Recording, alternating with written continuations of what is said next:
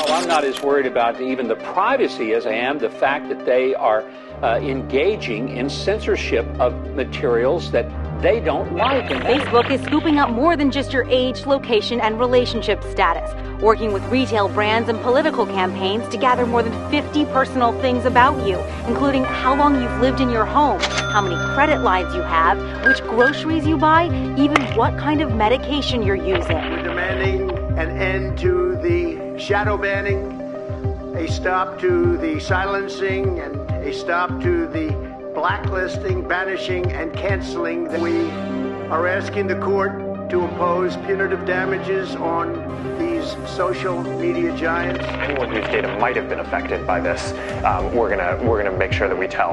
And going forward, when we identify apps that are similarly doing sketchy things, we're going to make sure that we tell people then too. We are living in an Orwellian nightmare, but it is not tanks in our streets that is ruling the day, but technology in our hands. Welcome to Techno Tyranny. What is real? How do you define real? This is the construct. The science of propaganda is still being developed and advanced. That is the title of an article by Caitlin Johnstone via medium.com. And it is a subject that we more and more are becoming convinced is going to be the end-time tool used both to usher in tyranny, neo-Marxism, and even more pertinent to our state here at the Soul Trap, the New World Order, which will be the framework and grid of the coming Antichrist and the returns of the Nephilim and the sons of God of Genesis chapter number 6. It will not be with tanks. It will not be with martial law and goose-stepping soldiers parading down our streets. The power to control us, the power to tell us what to think, the power to dominate our lives is in our pocket, our front pockets, our back pockets, connected to our ears, connected to our TVs. We are living in a techno tyranny, and it is constantly feeding us propaganda 24/7. And that is the subject of the article aforementioned by Caitlin Johnstone. The article states we live in a far less free society than most of us think. It looks like we're free. We don't get thrown into prison for criticizing our government officials. We can vote for whomever we want. We can log onto the internet and look up information on any subject we're interested in. If we want to buy a product, we have many brands and we are free to choose from them all. But we are not free, she states. Our political systems are set up to herd people into a two-party system that is controlled on both sides by plutocrats. If you have ever read Tragedy and Hope, you would understand what she is talking about. The idea that the Republicans and Democrats represent two different sides is an antiquated and, quite frankly, a foolish idea. Both of them represent the same power source, just clothed in different garb. The article goes on to state the news media that people rely on to form ideas about what's going on and how they should vote are controlled by the plutocratic class and heavily influenced by secretive government agencies. Internet algorithms are aggressively manipulated to show people information which favors the status quo. Even our entertainment is rife with Pentagon and CIA influence. How free are we truly? How free is your speech if there are a myriad of institutional safeguards in place to prevent speech from ever affecting political change? It doesn't matter what you're allowed to say if it doesn't matter what you say. It doesn't matter if you're allowed to call the oligarch puppet put in office by the last fake election a diaper-wearing moron. Come on, man. It doesn't matter if you're allowed to Google any information you want only to find whatever information Google wants you to find. What is the functional difference, the article asks, between a regime which directly censors the internet to prevent dissent and a regime which works with Silicon Valley to control information via algorithms and has a system in place which prevents dissent from having any meaningful impact? And let me pause this article and remind you that posting memes on Facebook and ranting and raving is not having meaningful impact. The article goes on to state, we live in a profoundly unfree society that is disguised as a free society. Western liberal democracy is just totalitarianism dressed in drag, and it's only getting worse. Propaganda is a still developing science that is taking more and more control. A perfect example of this is found in Canada. Canada's military, quote, relied on propaganda techniques similar to those employed during the Afghanistan war, shaping and exploiting information to head off civil disobedience by Canadians during the recent, let's say, illness, and to bolster government messages. The Canadian military used the outbreak as an excuse to test actual military psyop techniques on its own civilian population, of course under the pretense of assuring compliance with pandemic restrictions. In the article relating this information, some of the excerpts are as follows, quote, Canadian military leaders saw the pandemic as a unique opportunity to test out propaganda techniques on an unsuspecting public, a newly released Canadian Forces report concludes. The plan devised by the Canadian Joint Operations Command, also known as CJOC, relied on propaganda techniques similar to those employed in the Afghanistan war. The campaign called for, quote, shaping and exploiting information. Do you understand that? Shaping and exploiting the information that you and I need and deserve in a free society. The CJOC claimed the information operations scheme was needed to head off civil disobedience because we can't have people not wearing their masks. We can't have people not getting the jab. We can't have people calling into question what the powers that be are telling us is the truth. So this scheme was hatched to head off civil disobedience during the last illness. It was used to bolster government messages about the quote-unquote pandemic. A separate initiative not linked to the CJOC plan but overseen by Canadian forces and intelligence officers culled information from public social media accounts in Ontario. In other words, they trolled their citizens. Data was also compiled on peaceful Black Lives Matter gatherings and Black Lives Matter leaders. Now let me hesitate to say that the peaceful BLM gatherings is questionable. But the truth of the matter is, whether it's BLM or NRA, no government entity should be trolling or trying to infiltrate private citizens exercising their right of free protest. The article states this is really a learning opportunity for all of us and a chance to get started gathering information and operations into a routine, the Rear Admiral stated involved in the operation. Yet another review centered on the Canadian Forces Public Affairs branch and its activities. Last year, the branch launched a controversial plan that would have allowed military public affairs officers to use propaganda to change attitudes and behaviors. Let me say that again. The branch launched a controversial plan that would have allowed military public affairs officers to use propaganda to change attitudes and behaviors of Canadians, as well as to collect and analyze information from public social media accounts. What you're seeing, ladies and gentlemen, in the United States of America, what you're seeing in Canada, what you're seeing in England, what you're seeing around the world is only the tip of the iceberg. The article goes on to state the plan would have seen staff move from traditional government methods of communicating with the public to a more aggressive strategy of using information warfare and influence tactics on Canadians.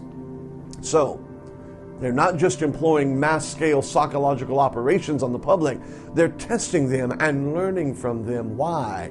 Because there's something bigger coming down the road. The article states we can probably assume that anything which may have been learned was also shared with the government agencies of other NATO members.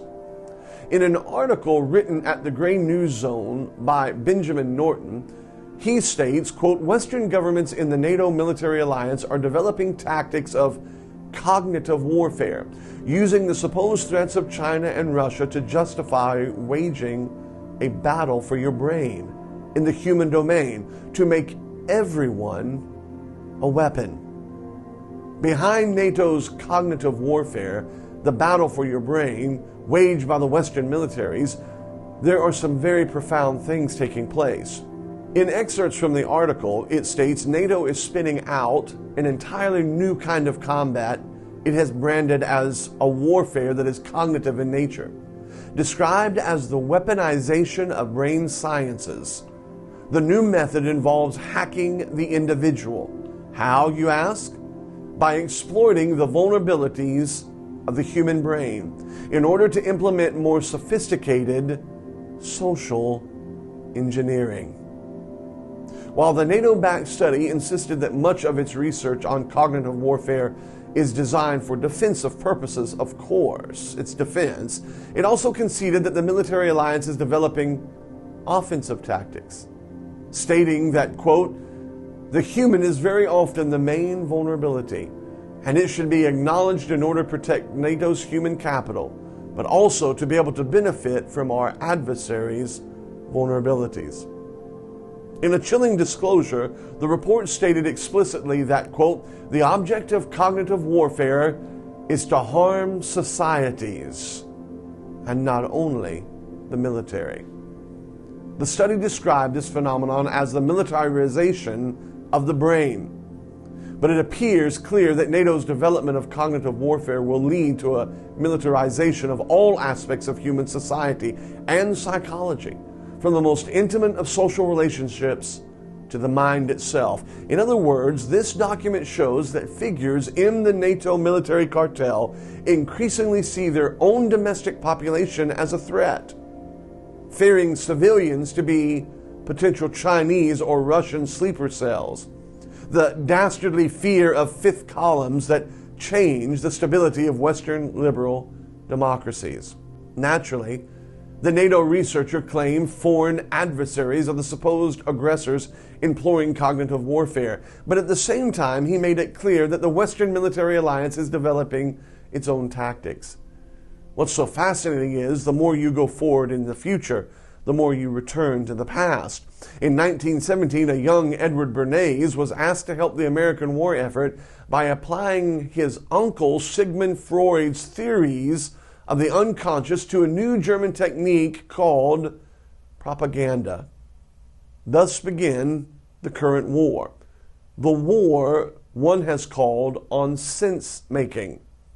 The writer of the article says, "I would like to propose that we are already fighting a third world war. We are not merely getting perilously close or waiting for the other shoe to fall. No. We are right smack in the middle of World War III, and it is a technological war. It is a psychological war, and woe be unto us when those two are merged together." In a 2017 essay titled "The War on Sense-Making," writer Jordan Greenhall made an observation that has been very, very prescient ever since.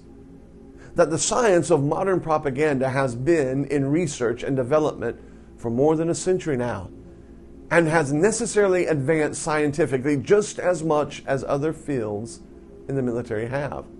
The technology of war, however, moves rapidly. In the span of 1.5 centuries, the last war leapt from long rifles to repeating rifles to Gatling guns all the way to the atomic bomb.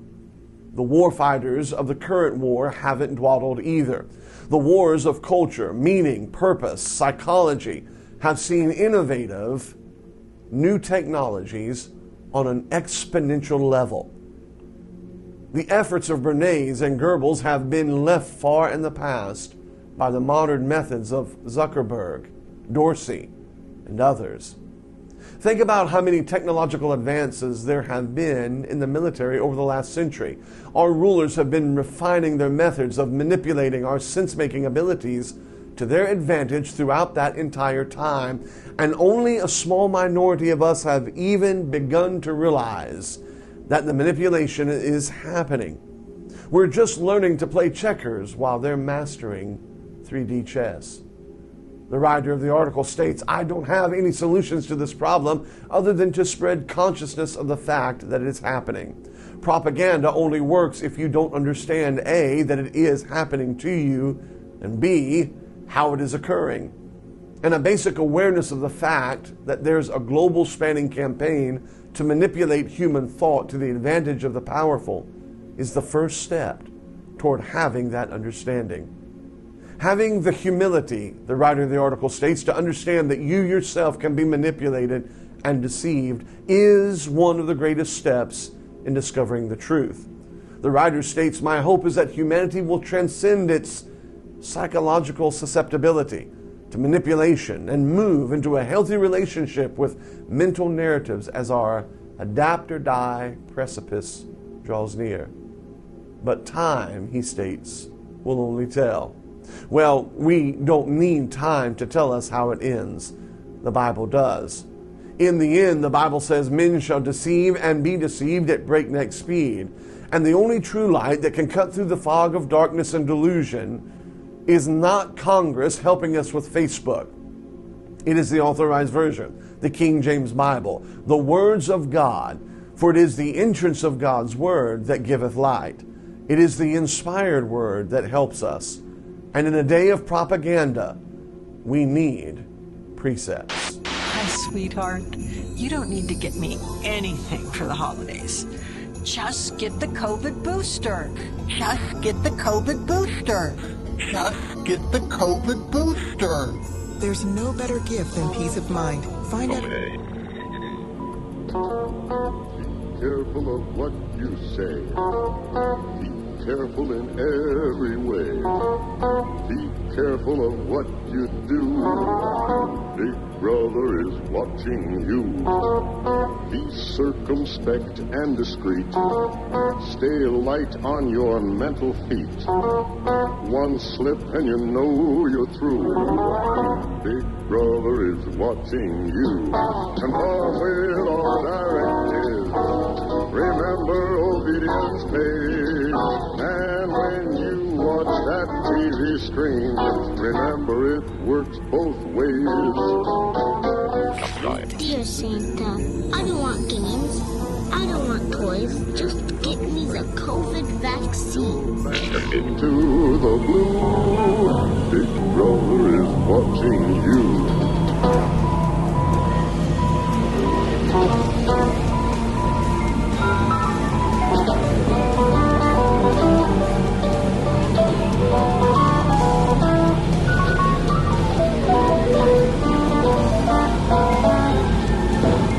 Brother is watching you.